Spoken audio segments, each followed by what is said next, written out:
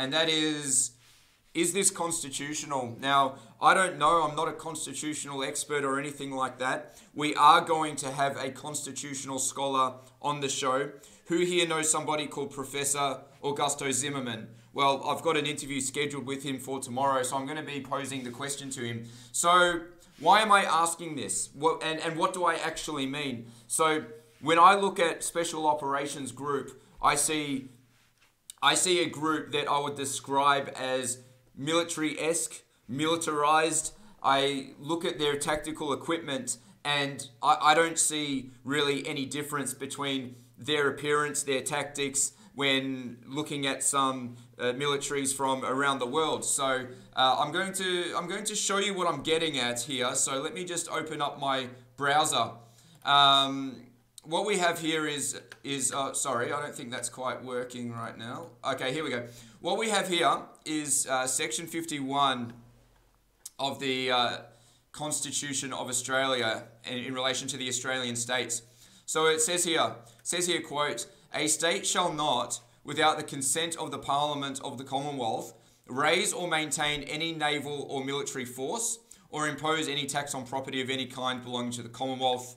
Okay, nor shall the Commonwealth impose any tax on property of any kind belonging to the state." Okay, so what we're looking at here is shall not raise a military force. So my question to you at home is, when does a police force become a military force? Let me ask you that question. Is a military defined by the term military, or is military defined by the nature of the group conducting operations in their capacity to do so? So let's see, what do we have here? We've got Wikipedia. Military says here, military, also, this is the definition, also known collectively as armed forces, is a heavily armed, heavily organized force. Okay, so heavily armed and heavily organized. I would say that Special Operations Group fits that description. What do you think? Put that in the comments. And it says here that a military is primarily intended for warfare. Okay, well, we didn't think that any sort of unit of Victoria Police would be intended for warfare, but I argue there's a very clear case for the government engaging in a certain type of warfare against the people. Tell me if you think that I'm getting off track here. It says here it is typically officially authorized and maintained by a sovereign state, with its members identifiable by their distinct military uniform.